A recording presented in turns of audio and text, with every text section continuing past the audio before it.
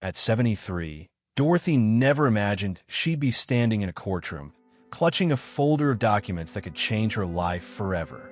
The morning sun streamed through the tall windows as she adjusted her reading glasses, her hands steady despite the weight of what lay ahead. 6 months ago, Dorothy was just another widow learning to navigate life after 60. Her children worried she was too isolated in the old family home, gently suggesting assisted living facilities and supervised care. But Dorothy had other plans brewing in her heart, plans that would prove senior empowerment isn't just a buzzword, it's a way of life.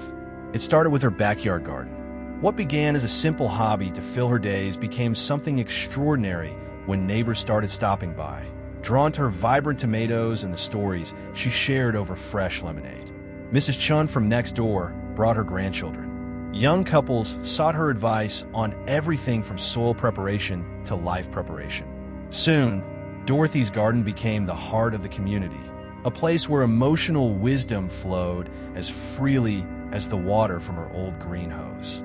But when the city council announced plans to seize her property for a new shopping center, Dorothy discovered strength she didn't know she still possessed. Instead of accepting defeat, she organized her neighbors, researched property laws late into the night, and learned that independent living meant fighting for what matters most. The lawyer across from her shuffled his papers impatiently. "Mrs. Rodriguez," he said, "you're facing a multi-million-dollar development company. Are you certain you want to proceed?"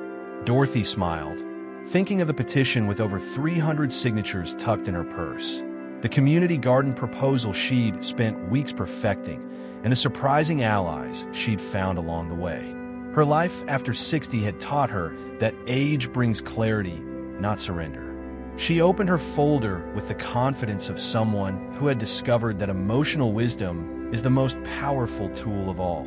But as she began to speak, the courtroom door swung open, and the person who walked in was someone she never expected to see again. Asterisk, what happened in Dorothy's past that she thought was buried forever? And how will this unexpected arrival change everything she's fighting for? Asterisk. Don't miss part 2, where Dorothy's biggest secret comes to light and threatens to destroy everything she's built. Dorothy's fingers trembled slightly as she recognized the familiar walk, the way those shoulders carried decades of unspoken words. Life after retirement had taught her many things, but she never expected it to bring her face to face with the choices that had shaped her entire existence. 47 years ago, she had been a different person entirely. Fresh out of college with a teaching degree, she'd fallen deeply in love with someone her family would never accept. The pressure to conform, to follow the expected path, had seemed overwhelming back then. So she'd made what felt like the practical choice: marrying Robert, raising 3 beautiful children, building a life that looked perfect from the outside. But love doesn't simply disappear because it's inconvenient.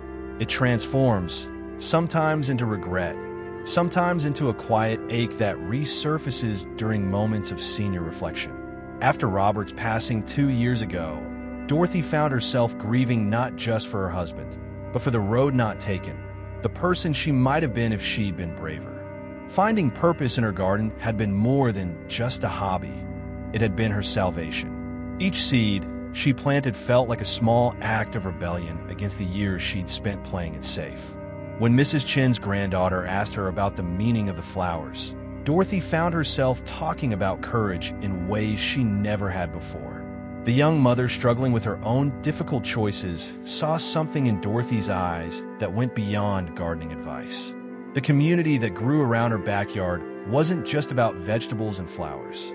It became a place where people shared their real stories, their fears about getting older, their dreams of what life after retirement could still hold. Dorothy discovered that her emotional resilience, built through years of quiet sacrifices, had become a source of strength for others. But standing in that courtroom, watching the past walk through those doors, she realized that all her newfound confidence might crumble. The development company's lawyer had done his research thoroughly, too thoroughly. The person approaching the witness stand wasn't just someone from her past. They were someone who knew exactly why she'd never fought for anything before, why she'd always chosen the safe path. Dorothy's hands steadied as she remembered the faces of her neighbors, the children who played in her garden, the elderly man who'd found purpose helping her tend the community plots. This wasn't just about her anymore. The woman who had spent decades avoiding confrontation had become someone worth fighting for, not just for herself, but for everyone who believed that starting over was possible at any age. The familiar stranger reached the front of the courtroom, and Dorothy realized that some battles choose their own timing. Her life had come full circle, and this time, she wouldn't look away. "Your Honor, I'd like to call Patricia Sullivan to the stand," the development company's lawyer announced with a satisfied smile. Dorothy's breath caught in her throat. Patricia looked exactly as she had decades ago, just with silver hair where golden curls once fell. Their eyes met across the courtroom, and Dorothy saw the same mixture of love and pain that had haunted her dreams for nearly 5 decades. The lawyer wasted no time. "Miss Sullivan, can you tell the court about your relationship with Mrs. Rodriguez?" Patricia's voice was steady, but Dorothy caught the slight tremor that only she would recognize. "We were close friends in college. We lost touch after she married." The careful words hung in the air like a bridge between two worlds, the one Dorothy had built and the one she'd abandoned. Dorothy's daughter Linda sat in the back row, confusion written across her face. Her son Michael had flown in from California, convinced his mother had finally lost her grip on reality. They'd spent months discussing her situation, using phrases like aging with dignity and family dynamics, when what they really meant was that they thought she'd become a burden. Now, watching their composed mother face down corporate lawyers, they were seeing someone they'd never known existed.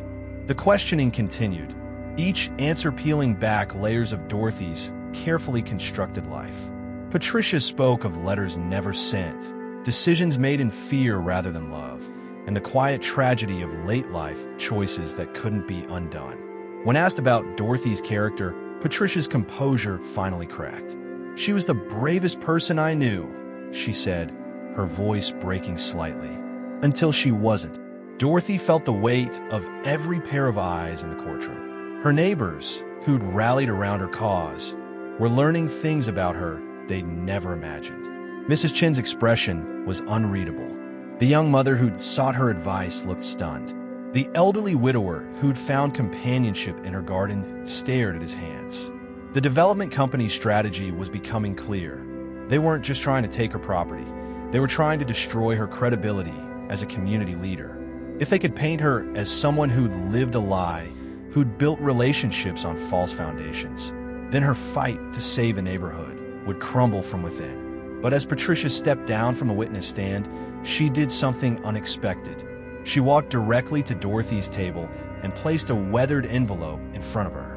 "I never sent this," she whispered. "But maybe it's time you knew what second chances really look like." Dorothy's hand shook as she recognized her own name written in Patricia's careful script, dated just 3 months after her wedding to Robert. Inside that envelope lay either her salvation or her complete destruction. Before she could open it, the courtroom doors burst open again. This time, it was her youngest son David, the one who'd cut off contact with the family 5 years ago after a bitter argument about his lifestyle choices. Dorothy's heart clenched as she saw him stride purposefully down the aisle, his husband James close behind him. The son she'd failed when it mattered most was here, in her moment of greatest vulnerability. "Your Honor," David called out, his voice carrying the authority of the successful architect he'd become despite his family's initial rejection. "I have information relevant to this case." The judge looked annoyed, but gestured for him to approach. Dorothy watched in stunned silence as David pulled out a thick folder of documents, his movements sharp with barely contained emotion. "The development company has been using fraudulent appraisals," David announced, his voice steady, but his eyes fixed on his mother. "I've been investigating their practices for 6 months, ever since I heard about what they were trying to do to Mom's neighborhood." He placed building permits, financial records, and environmental impact studies on the table. "They've been systematically targeting senior homeowners, using intimidation tactics and false legal claims." Patricia stepped forward, her own voice finding strength. "That's not all. 3 months ago, they approached me about testifying against Dorothy. They offered me money to paint her as unstable, unreliable. They knew about our past and wanted to use it to discredit her fight. She looked directly at Dorothy, decades of regret swimming in her eyes. I said yes at first. I needed the money for my mother's care, but I couldn't go through with her plan. Dorothy's daughter, Linda, stood up from her seat, tears streaming down her face. Mom, I'm so sorry. We thought we were protecting you by suggesting you move somewhere safer, but we were just afraid. Afraid you were stronger than we gave you credit for. The healing family bonds that Dorothy had thought were broken forever were reforming in the most unexpected way. The development company's lawyer was frantically shuffling papers, clearly unprepared for this turn of events. But David wasn't finished. There's something else, he said, turning to face his mother directly. James and I have been looking for a place to start our architectural firm, somewhere we could focus on sustainable community development. We want to help you turn your neighborhood into a model for rediscovery after 60, a place where seniors can age in community rather than isolation. Dorothy felt the weight of new beginnings settling around her like a warm embrace. Her son, who she thought was lost to her forever, was offering not just reconciliation, but partnership. Patricia, clutching that unopened letter, represented both the road not taken and the possibility of roads yet to be traveled.